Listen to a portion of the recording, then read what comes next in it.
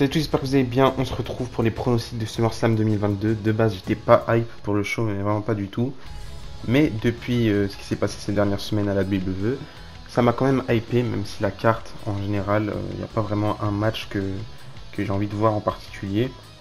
C'est pas comme si j'attendais le show depuis quelques semaines. Mais du coup, voilà, on va commencer directement avec les informations. Le Premium Live Event SummerSlam 2022 aura lieu le samedi 30 juillet en direct de Nissan Stadium de Nashville. Du coup, comme vous le savez, ça aura lieu dans un stade à ciel ouvert, un peu comme WrestleMania par moment. Du coup, ça c'est très très bien. Et du coup, dans le Tennessee, et il sera diffusé sur le WWE Network à partir de 2h heure de Paris en fonction de où vous habitez, ou 20h heure de Montréal si vous habitez aux États-Unis, etc. Donc il n'y a pas de kick-off, il n'y a même pas un kick-off annoncé. Normalement, si un kick-off, ça devrait commencer 1 heure avant le show. Mais du coup, à 1h du matin. C'est bizarre que c'est à 2h, je crois que c'est à cause qu'il y a eu un changement d'heure quelque part, je sais pas. Mais en tout cas, il n'y a pas de match dans le kick-off. Il y a 9 matchs pour l'instant sur la carte. Il faut savoir qu'au moment où je tourne cette vidéo, on est jeudi. Du coup, il n'y a pas encore eu SmackDown, mais je pense pas qu'il y aura un autre match ajouté. 9 matchs, c'est déjà très très bien. Et je pense que s'il rajoute un match, ce serait peut-être pour le titre intercontinental. Ce serait très bien, mais un autre match, ce serait pas nécessaire, je trouve. Du coup, on va procéder comme d'habitude. Je vais pronostiquer le match qui m'intéresse le moins à celui qui m'intéresse le plus. Du coup, on commence avec le premier match. Un match ensemble entre Pat McAfee et Happy Corbin. Ce match-là me hype pas du tout parce que je suis pas un grand fan de Pat McAfee déjà et je suis pas un grand fan d'Happy Corbin et de Baron Corbin en général. Mais j'ai quand même hâte de voir ce match-là parce que Pat McAfee m'avait bien diverti à WrestleMania 38 cette année. Du coup, pourquoi pas. Je pense que ça va être le match où je vais être le moins concentré sur le in-ring parce que je pense pas que le in-ring sera très très bon. Même si il y en a beaucoup, ils trouvent que Pat McAfee est très épatant dans le ring. Moi, ça me surprend pas tant que ça. Du coup, je serai pas très très concentré sur le in-ring. Mais en tout cas, j'espère passer un bon moment devant le match. En ce qui concerne mes pronostics, je vais pronostiquer une victoire de Pat McAfee. Parce que je pense que ce serait le meilleur choix pour SummerSlam. Un petit feel good moment, victoire de Pat McAfee. Happy Corbin, comme ça, il va se remettre en question. Et il serait temps qu'il change de personnage parce qu'il est resté dans sa gimmick de Happy alors qu'il est plus du tout avec Madcap Moss. Donc il serait temps qu'il passe à autre chose. Ensuite, encore une fois, un match en simple. Cette fois-ci, Logan Paul contre le Miz. Comme vous le savez, Logan Paul il a signé un contrat de plusieurs matchs. Au départ, je croyais que c'était un contrat sur plusieurs mois. Mais j'avais regardé un podcast de Logan Paul il y a quelques semaines où il parlait de sa signature. Et je crois qu'il avait dit que c'était un contrat de plusieurs matchs. Du coup, je pense qu'il aura encore quelques matchs. Et puis, si ça le plaît, encore une fois, je sais pas s'il va prolonger ça. Mais en tout cas, en ce qui concerne le match, j'aurais pu le mettre dans le match qui me hype le moins. Mais au niveau de la construction, je trouve que ça a été très très bien fait. À part cette histoire de boule avec le Miz et Maryse, j'ai pas trouvé ça ouf. J'ai même pas trouvé ça très très drôle en soi. Mais je trouvais que Logan Paul il était bien sérieux dans la construction. Quand il attaquait le Miz et tout ça, je trouvais que c'était sérieux, c'était intense, il y avait de l'intensité. Cette histoire avec Tommaso Ciampa, je sais pas quoi en penser. Je pense pas que ce soit la meilleure manière pour utiliser Tommaso Ciampa. Donc je sais pas si au final le match restera un match ensemble à SummerSlam. Ça se peut qu'au moment où vous regardez cette vidéo, le match a déjà été modifié et on aura un match par équipe avec peut-être AJ Styles qui se rangera du côté de Logan Paul. D'ailleurs c'est très triste de ne pas avoir AJ Styles à SummerSlam, mais bon, on va faire avec. Du coup Logan Paul contre le Miz, je vais miser sur une petite victoire de Logan Paul. Il avait gagné son match avec le Miz à WrestleMania, mais il s'était fait trahir par le Miz. Et pour que cette histoire se termine, il faudrait que Logan Paul remporte le match. Je pense, parce que ça peut continuer, mais du coup j'ai donné pronostic, victoire de Logan Paul. Pas forcément choix du cœur, mais choix de la raison. Ensuite, on passe au troisième match, Liv Morgan contre Ronda Rousey pour le titre féminin de SmackDown. Ça va peut-être vous choquer, je vais le mettre si tôt dans la carte, déjà la troisième place. Mais c'est juste que... en fait, c'est pas que le match me hype pas du tout. J'ai quand même envie de voir Liv Morgan défendre son titre. C'est sa première défense depuis qu'elle a cash-in. Donc j'ai quand même envie de voir ça. Et l'affiche me plaît en vrai. Ronda Rousey contre Liv Morgan, je trouve que c'est très très bien. Mais le seul problème, c'est que pour moi, ça me paraît prévisible. J'ai l'impression que Ronda Rousey va récupérer son titre de SmackDown et que Liv Morgan va perdre. Limite même perdre facilement. Et c'est ça qui me dérange un petit peu.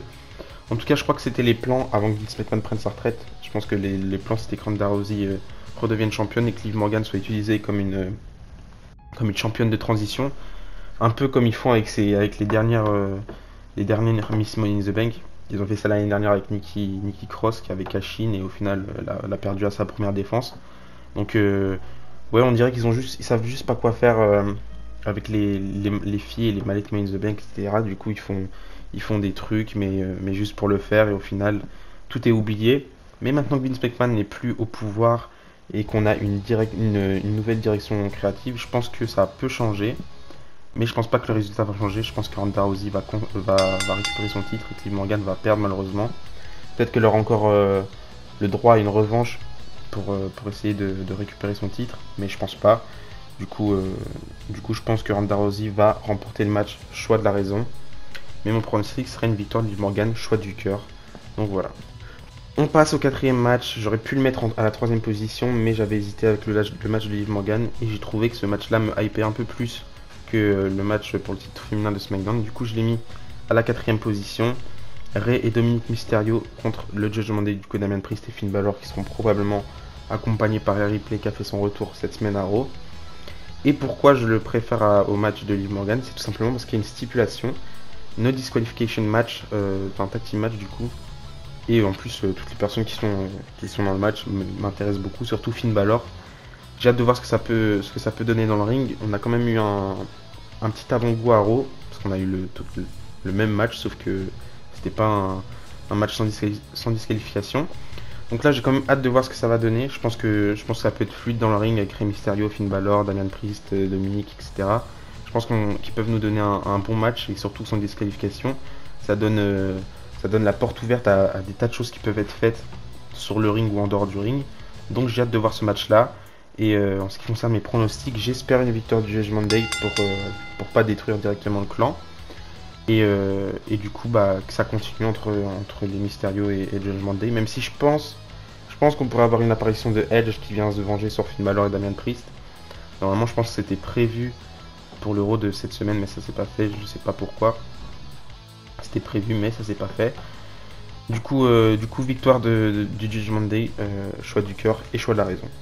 On passe au prochain match. Bianca Belair qui va défendre son titre féminin de SmackDown face à Becky Lynch.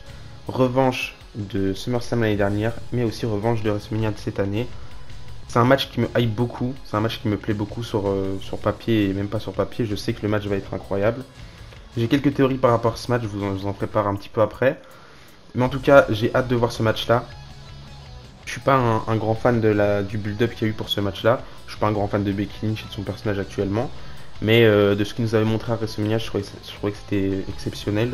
Du coup, j'ai quand même hâte de voir la revanche en 1 contre 1. Il n'y a pas de stipulation. Pour moi, ils auraient pu rajouter une stipulation. Je sais pas quel genre de stipulation, mais une stipulation pour rajouter un petit truc à ce match-là. Mais dans tous les cas, je suis quand même hype. Et j'espère et je pense que Bianca Belair va conserver son titre de Raw pour peut-être pouvoir le défendre face à Rhea Ripley à Clash of the Castle. Je sais pas, en tout cas, c'est ce que je préférerais. Mais je pense clairement qu'elle va conserver son titre de Raw. J'espère juste, en vrai, ça me dérangerait pas, mais j'ai l'impression qu'il pourrait risquer de faire un clin d'œil au SummerSlam de l'année dernière où Becky Lynch elle avait squash Bianca Belair, mais que cette fois-ci Bianca Belair elle squash Becky Lynch. J'avais pensé à ça aussi pour WrestleMania 38, mais ça s'est pas fait au final. Donc je pense qu'ils peuvent risquer de faire ça. Je pense pas clairement que ça va se faire, mais c'est possible, on peut pas savoir. Mais en tout cas, choix du cœur Bianca Belair et choix de la raison Bianca Belair. J'avais terminé de tourner la vidéo, mais j'avais oublié un match. Je suis vraiment débile. En plus, c'est un des matchs qui me hype le plus. Bobby Lashley contre Theory pour le titre des États-Unis. Revanche de Money in the Bank. Cette fois-ci, Bobby Lashley est champion des États-Unis et il va défendre son titre face à Theory. Peut-être qu'il va le conserver, hein, je sais pas. Hein, mais en tout cas, il va défendre son titre face à Theory. Et j'ai même oublié de parler dans le main event. Parce que là, j'ai déjà tourné la partie où je parle du main event et des autres matchs juste après. Du coup, je me suis rendu compte que j'ai oublié de parler de Theory dans le main event. Enfin bref. Du coup, Theory, il espère devenir champion des États-Unis, récupérer son titre pour avoir le titre des États-Unis et cash-in en même temps. Donc avoir 3 titres en même temps serait une première. Avoir 2 titres mondiaux et un titre des États-Unis. Rollins il l'a déjà fait avec un titre mondial et un titre des États-Unis à SummerSlam aussi. Mais du coup, Theory l'a pas déjà fait. Je pense que c'est possible qu'il redevienne champion des États-Unis. Je pense que c'est fort probable. Je vois pas Bobby Lashley avoir un run en tant que champion des États-Unis très très long. Mais en tout cas, je vois pas Theory devenir champion du monde si tôt et surtout cash-in à SummerSlam.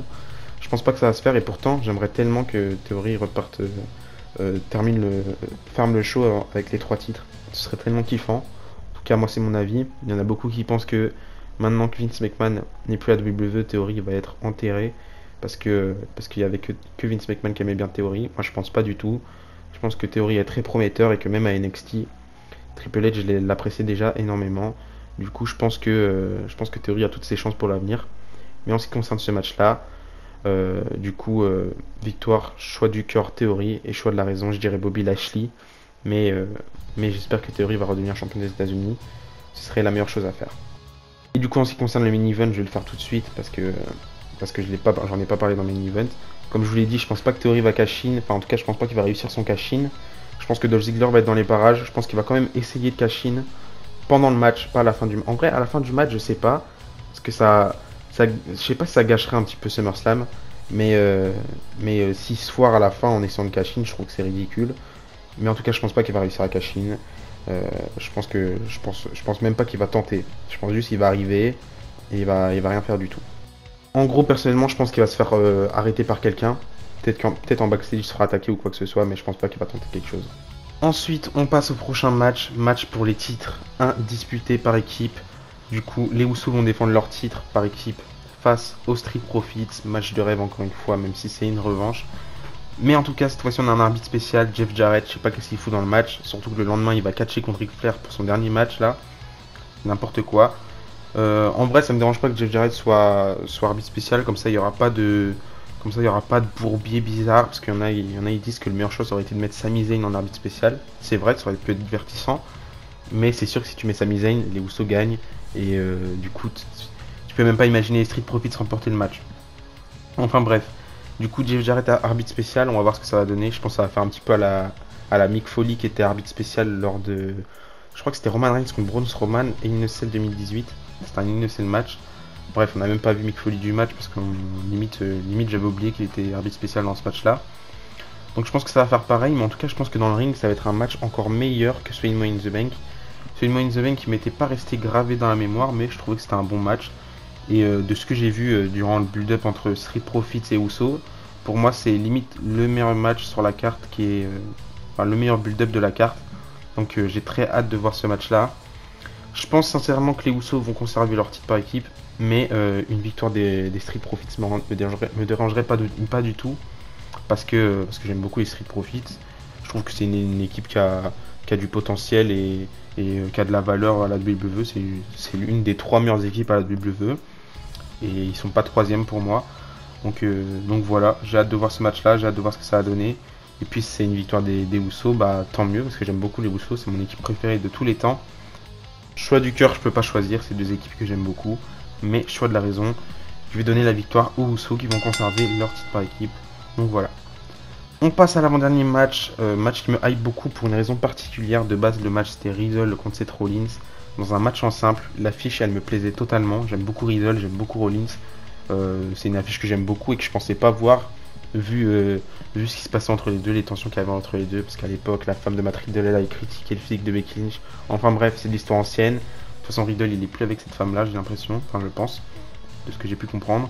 Mais on s'en fout un petit peu parce que Riddle a été retiré du match. Enfin, le match a été retiré tout court. Il a été comment on appelle ça?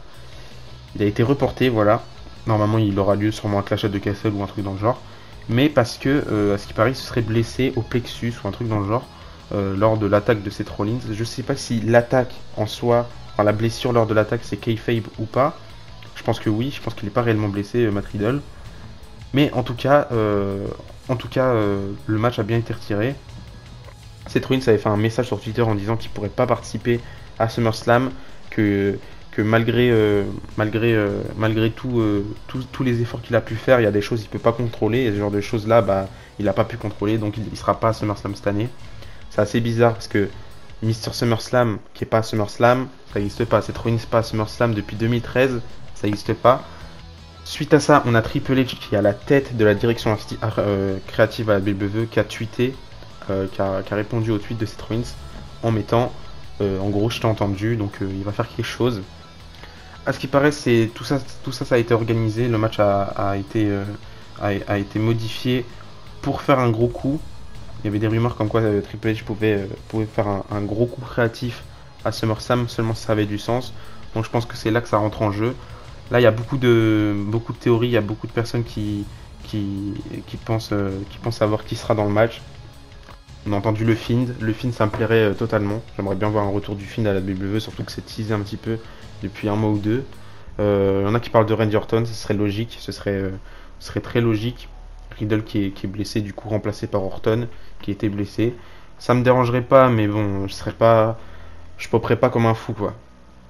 Ensuite, on a eu AJ Styles qui a été mentionné, pourquoi pas. Un rematch entre Seth Rollins et AJ Styles de Money in the Bank, moi j'aimerais trop voir ça. Après, on a aussi eu Seth Rollins qui rejoint le main event. Ça aussi, pourquoi pas en vrai. Revanche de WrestleMania 31, Seth Rollins contre Brock Lesnar contre Roman Reigns. Moi, ça me plairait totalement. Surtout si Seth Rollins repart vainqueur du match, comme à Mania 31 du coup. Et aussi, celle qui a retenu mon attention, Seth Rollins contre Johnny Gargano. Retour de Johnny Gargano à la WWE. Et là, dans le main roster, tout est possible en vrai. Maintenant que Triple H est au contrôle créatif, je pense que tout est possible. Je pense que c'est pas une piste à écarter. C'est vrai que c'est difficile à croire, mais je pense que ça va être mon choix et je pense que ça va réellement se passer. Donc encore un partenaire mystère pour cette Rollins à SummerSlam. Je trouve ça cool et je trouve ça très très bien. Bon, je pense que qui dit partenaire mystère, ça voudrait dire défaite de Seth Rollins, donc je vais pronostiquer dans tous les cas l'adversaire de Seth Rollins. Et moi, en vrai, défaite de Seth Rollins, ça me dérange pas parce que je suis sûr que au bout d'un moment dans son personnage, il y aura un moment où il y aura un déclic. Il va faire que remporter des matchs et ça va être la renaissance de Seth Rollins. Donc la défaite me dérange pas, surtout pour ce genre de personnage. Donc victoire, choix du cœur, l'adversaire de Seth Rollins, choix de la raison. Je dis choix du cœur, mais je sais pas c'est qui. À tout moment, c'est Goldberg. Du coup, je sais pas. J'imagine juste Johnny Gargano faire son retour à SummerSlam dans un stade rempli comme WrestleMania, avec les fans qui l'acclament. Il y en a beaucoup qui disent que ce serait une mauvaise idée de faire revenir Johnny Gargano parce que tout simplement il n'est pas mainstream, que la plupart des gens qui regardent le main roster sont plutôt des casuals etc. Moi je pense pas, à la limite si ce serait à Raw ou à SmackDown je comprendrais parce que tout le monde, toutes les personnes qui sont à Raw et SmackDown ne regardent pas NXT ou l'Indie ou quoi que ce soit, mais à SummerSlam il y a plus des fans de tous les temps, que ce soit de 2010, des années 2000, etc. Donc pour moi je pense qu'il aurait une bonne réaction s'il ferait son retour à SummerSlam, et puis on aura un gros match, Seth Rollins contre Johnny Gargano, match de rêve, dream match. C'est un match qu'on n'a pas encore eu pour l'instant à la WWE, donc j'ai vraiment hâte de voir ce match là. J'espère vraiment que ça va se passer comme ça. Et ça me ferait plaisir parce que quand Johnny Gargano, quand il y a eu les rumeurs comme quoi il quittait la WWE et tout ça, enfin qu'il n'allait pas prolonger son contrat, moi je me suis dit c'est foutu, il reviendra pas. Il a peur de son booking dans le main roster, ce que je comprends totalement parce que quand t'as Vince McMahon qui sait pas quoi faire d'un Keith Lee, d'un Samoa Joe, alors que c'est deux catcheurs excellents et limite c'était tes futurs stars pour l'avenir, bah je le comprends qu'il n'a pas confiance en ce que Vince peut faire de lui. Il a un petit gabarit, il allait pas se confronter à Roman Reigns qui est pour Vince McMahon le meilleur catcheur de tous les temps. Donc ouais, je comprends totalement et là, bah, s'il reviendrait, ça ferait tellement plaisir. Avec la confiance de Triple H que Triple H a en Johnny Gargano, je suis sûr que ça pourrait faire des miracles. Donc pour l'avenir, il y a plein de bonnes choses. Donc voilà. Et enfin, on passe au main event. Roman Reigns contre Brock Lesnar encore une fois. C'est déjà, je crois que c'est la troisième fois qu'ils s'affrontent à SummerSlam. Il y a une des 3 fois où ils ne se sont pas affrontés en 1 contre 1. Attendez, faut que je me rappelle. Du coup, ouais, 2017, Fatal 4-Way, match excellent. Dernier main event que j'ai surkiffé pour ma part.